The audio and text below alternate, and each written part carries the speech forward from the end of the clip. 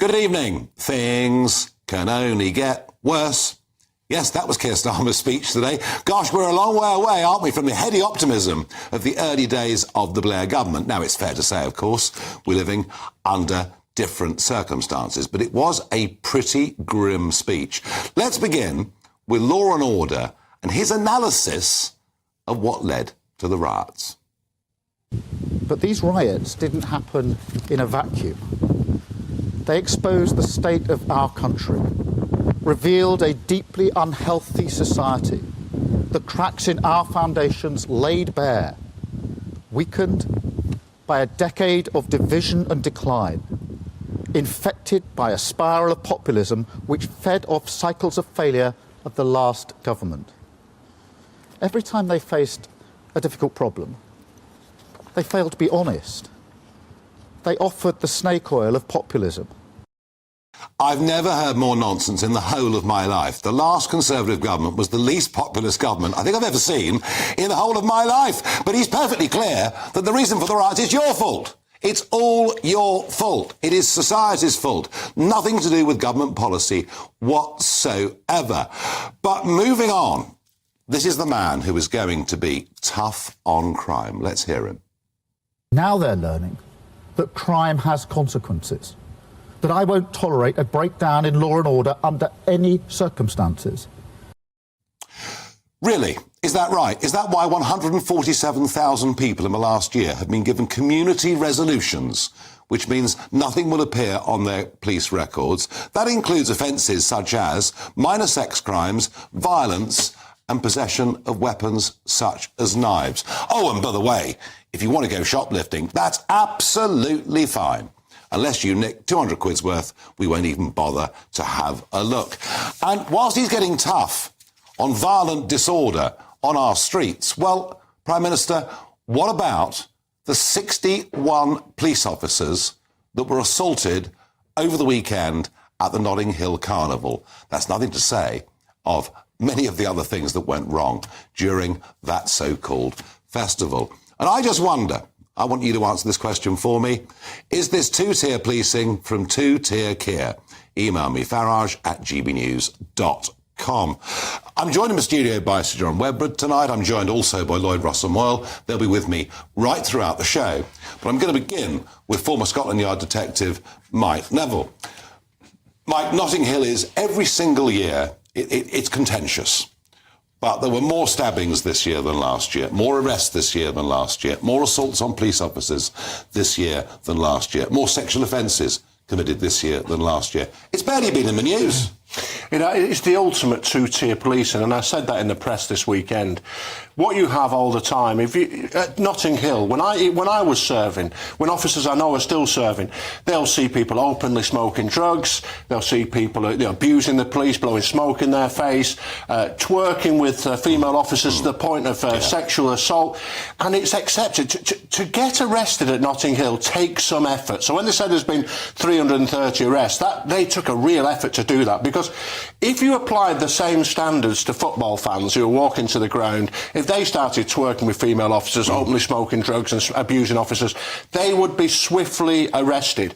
And what we see here is that people committing very violent crimes, a near murder we've got here, stabbings, how many of those people will be in court within 24 hours having some kind of show trial that we saw on the news here? We had a woman sentenced to 15 months for putting a stupid and vile Facebook post up about burning down a mosque. She had no ability to burn down the mosque and no intention. She just put this stupid, vile post up. I mean, still not a good thing to do. It's a wicked and evil thing to do. But she is the sort of person who should have some community resolution. She should perhaps meet with the local imam, discuss what she's done, realise that he's not a bad chap. So why is this happening? Because the left don't like prison unless they don't like the people they're putting in there. So everybody's a victim, according to the left, apart from, say, the white working class, who you could stereotype as right-wing thugs. Why, if you're being very clear that you believe there is two-tier policing.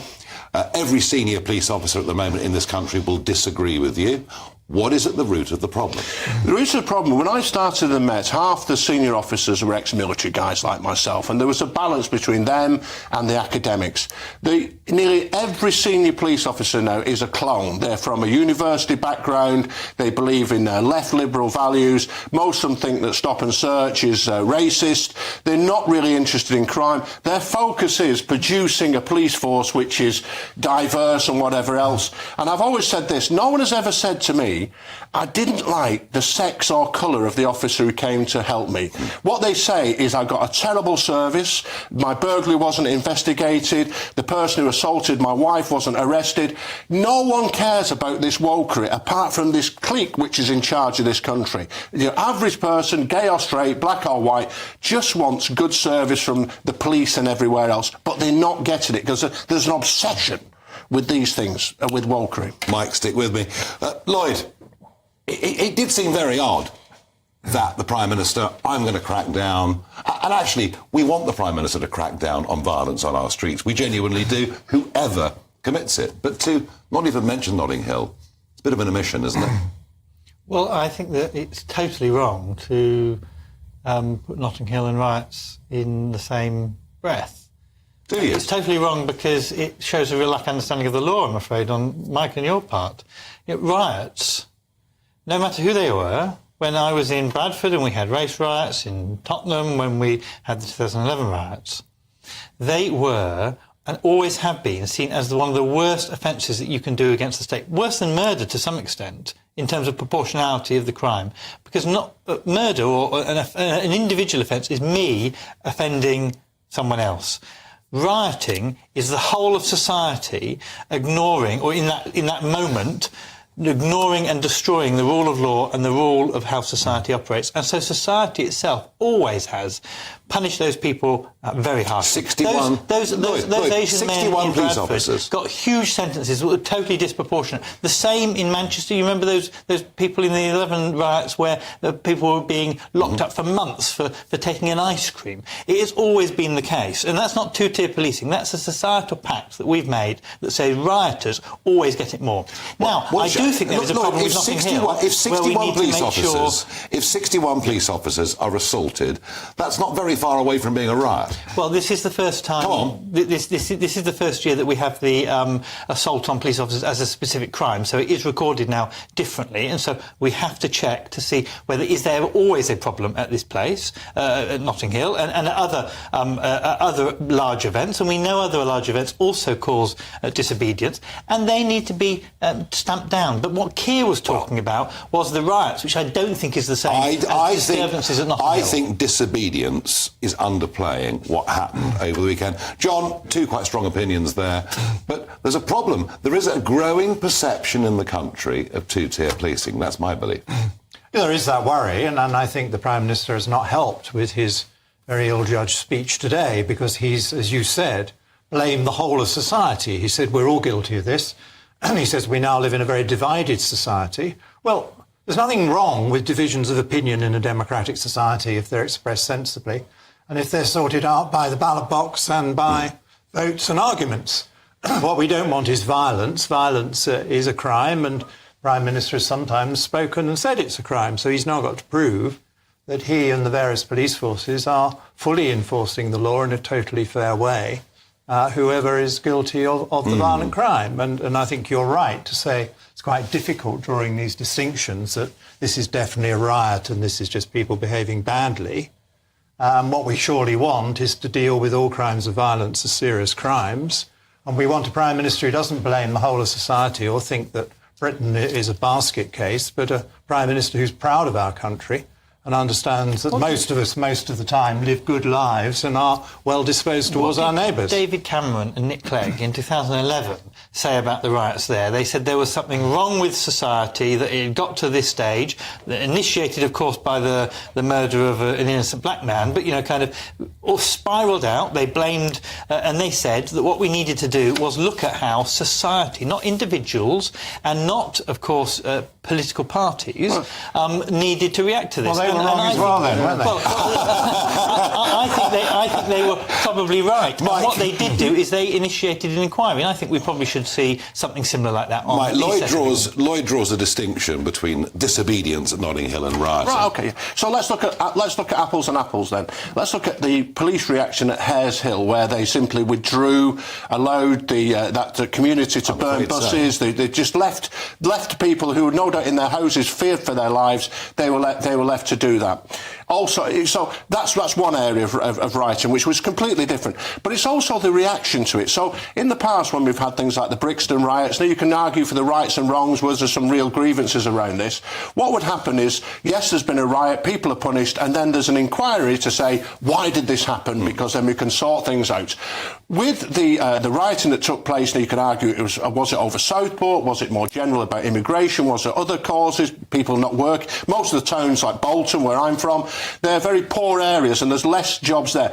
Is there underlying causes? But all you got from the Prime Minister is these are right-wing thugs, we won't do, that's like you're going to be locked up. There was no discussion at all. So when you talk about two-tier policing, it's not two-tier policing as such. It is two-tier government where they're setting these agendas, where people who are working class, white, concerns they've got are just dismissed, and if they do riot, they just dismissed as thugs. If Mike is right in his analysis, then those divisions, that bad feeling that led to the riots is going to get worse, not better. Well, again... We hope not, but... We hope not. In 2011, it was also... People blamed the EDL of whipping it all up, etc. as well, if you remember. The inquiry was launched a number of months after the rioting. It was deliberately launched after the bulk of the sentencing was completed. And then it took 3 years to go through, or 2.5 years to go through the mill.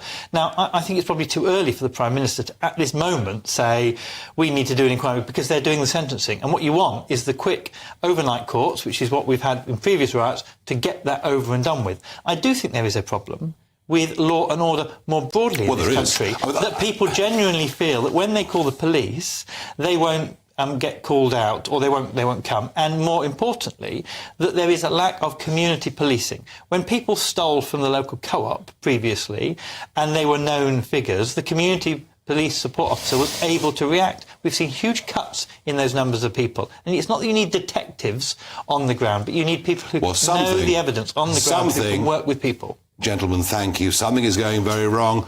I'll finish this segment by just repeating that more than 147,000 people accused of offences, including sex crimes, violence and weapons possession, were given community resolutions in the year to March.